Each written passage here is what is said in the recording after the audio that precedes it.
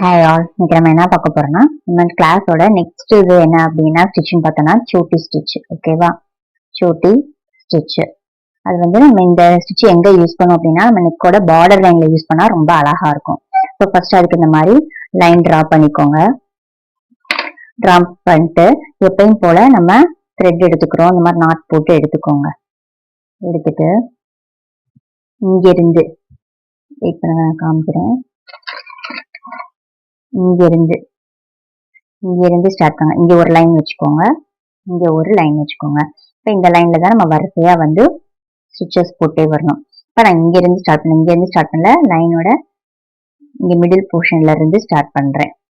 ஓகேவா, போட்டு குட்டி ஒரு லாக் ஸ்டிச் இங்க மேல குத்துறீங்க. மேல இந்த லைன்ல குத்தி மேல இந்த லைன் மேல ஒரு குட்டி லாக் ஸ்டிச். அதை அப்படியே டிராக் பண்ணி நான் சைட்ல எல்லாம் எங்கேயுமே குத்தல, ஜூமிங்ல காமிக்கிறேன் பாருங்க. நான் சைட்ல எல்லாம் எங்க குத்தல, அந்த லைன் மேலேயே தெரியுதா, அந்த லைன் மேலேயே கொஞ்சம் கீழே, அதாவது முதல் ஸ்டிச்சஸ் வந்து இங்க இருக்கு, நான் குத்துறது கொஞ்சம் கீழே இறக்கி, தெரியுதா, கொஞ்சம் கீழே இறக்கி அப்படியே கீழே கீழே நமக்கு வந்துகிட்டே இருக்கும். இங்க ஒரு ஸ்டிச் போட்டு குட்டி லாக் ஸ்டிச், குட்டி லாக் ஸ்டிச். அகைன் மறுபடியும் இப்ப நம்ம சென்டரா போட்டோம். இங்க வந்து அடுத்த ரைட் சைடு, நமக்கு ரைட் சைடு மேல ஒரு லாங் ஸ்டிச் போட்டு அதுக்கு மேல குட்டி லாக் ஸ்டிச். இந்த ஒரு ஸ்டிச்சஸ் போட்டு அது மேல ஒரு குட்டி லாக் ஸ்டிச். அதை அப்படியே டிராக் பண்ணி மறுபடியும், தெரியுதா, அதை அப்படியே அதே லைன்ல தான், சைட்ல எல்லாம் எங்கேயும் குத்தல, அதே லைன்ல இங்க கொஞ்சம் கீழே. ஏன்னா இந்த மாதிரிதான் அடுத்தடுத்து உங்களுக்கு கீழே ஸ்டிச்சஸ் வந்து இறங்கிட்டே வரும். ஓகேவா, இது வந்து கீழே மட்டும் தான் இருக்கும், மேல வந்து மேல அதே லைன்ல தான் வரணும், கீழே மட்டும் தான் இந்த மாதிரி இறங்கிக்கிட்டே வரணும். ஓகேவா, போட்டு குட்டி லாக் ஸ்டிச். நம்ம ஃபர்ஸ்ட் ரைட் சைடு பார்த்தோம், இப்போ வந்து லெஃப்ட் சைடு.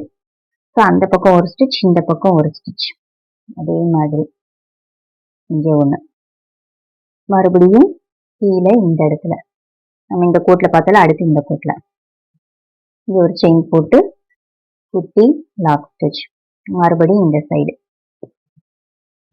அதாவது ஒரு 2 ஸ்டிச்சஸ் இங்க ஒண்ணு, மறுபடியும் கீழே ஒரு ஸ்டிச் லாங் ஸ்டிச் போட்டு ஒரு லாக் ஸ்டிச், மறுபடியும் இப்ப ரைட் சைடு இங்க ஒரு ஸ்டிச் லாக் ஸ்டிச்.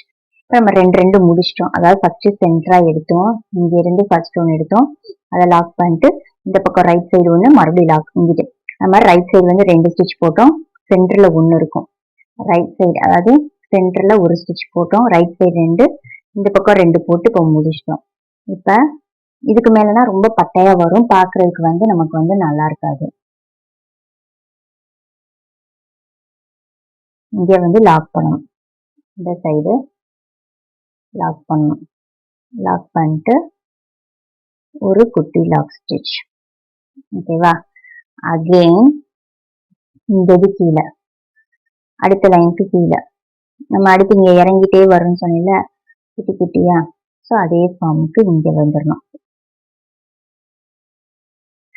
இந்த மாதிரி உங்களுக்கு இழுத்துச்சு அப்படின்னா குட்டி லாக் ஸ்டிச் வந்து போட்டுக்காங்க. அதுக்காக தான் நம்ம இந்த த்ரெட் வந்து இழுக்காம இருக்கிறதுக்காக தான் இந்த குட்டி லாக் ஸ்டிச் 1 or 2 போட்டுக்கலாம், அதனால தப்பு இல்லை. இப்போ இந்த இழுக்காம வருதுல, இங்க ஒரு போட்டு குட்டி லாக் ஸ்டிச், மறுபடியும் இந்த கேப், அதாவது இந்த சோட்டு ஸ்டிச் வந்து எப்படி இருக்கும் அப்படின்னா உங்களுக்கு இந்த மாதிரி தான் வரும், இப்படியே வரும், ட்ரையாங்கிளா வர மாதிரியே வரும் ஷேப்பு. ஓகேவா, ஸோ அப்போ இந்த கேப் ஒரு காயின்ஸ் இங்க வந்து லாக் போட்டு இங்க ஒரு குட்டி லாக் ஸ்டிச், மறுபடியும் இந்த கேப்பை இந்த பக்கம், இங்க எவ்வளவு டிஸ்டன்ஸ் விட்டுருக்கீங்களோ அடுத்தடுத்து இவ்வளவு, இங்க இந்த சின்னது இங்க பெருசா இப்படிலாம் விடக்கூடாது. ஸோ இங்க ஒரு லாக் ஸ்டிச் போட்டு மறுபடியும் கீழே இப்போ அடுத்தடுத்து வரதெல்லாம் பாத்தீங்கன்னா இது ரைட் சைட் குட்டி இங்கிட்டு வருவோம், இந்த பக்கம் போகும்போது இங்க இருந்து இங்க எடுக்கணும். இது வந்து லெஃப்ட் சைடு நடக்கிற ப்ராசஸ், இங்க கீழே கீழே வர்றது ரைட் சைடு நடக்கிற ப்ராசஸ். அதை வந்து நல்லா ஞாபகம் வச்சுக்கோங்க. லெஃப்ட் சைடு இந்த மாதிரி லாங் ஸ்டிச் ஒன்று போட்டு லாக் ஸ்டிச் ஒன்று போட்டு மறுபடியும் அதை ரைட் சைடு இப்படி கொண்டு வரணும். அதே மாதிரி அங்கே ஒரு ஸ்டிச் போட்டு ஒரு லாக் ஸ்டிச், அதை மறுபடியும் கீழே இந்த போட்டு கொண்டு வரணும். லாங் ஸ்டிச் போட்டு இப்போ லாங் ஸ்டிச் போடாமல் நீங்கள் இழுத்தீங்கன்னா அந்த த்ரெட் மூவ் ஆகுதா? ஸோ அதுக்காண்டி தான் இங்கே ஒரு லாக் ஸ்டிச் வந்து போடுறோம். அங்கே த்ரெட் மூவ் ஆகாமல் லாக் ஆகுறதுக்காக தான் லாக் ஸ்டிச் போடுறோம்.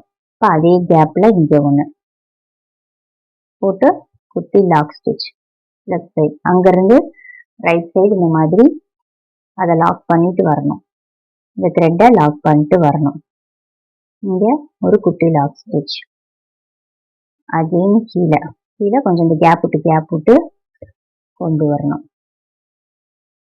மறுபடியும் இங்கே ஒரு லாங் செயின் ஸ்டிச், ஒரு லாக் ஸ்டிச். லாங் செயின் எங்கெங்கெல்லாம் வருதோ அங்கே கண்டிப்பாக ஒரு லாக் ஸ்டிச் போட்டிங்கன்னா தான் அந்த த்ரெட்டு வந்து மூவ் ஆகாமல் இருக்கும். ஓகேவா?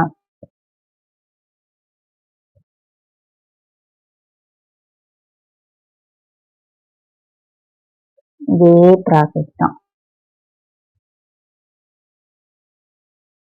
இந்த மாதிரி தான் ஷூட்டி ஸ்டிச் வந்து போடணும். இந்த வீடியோ உங்களுக்கு யூஸ்ஃபுல்லாக இருந்துச்சு அப்படின்னா நம்ம சேனலை சப்ஸ்கிரைப் பண்ணிட்டு பாருங்க.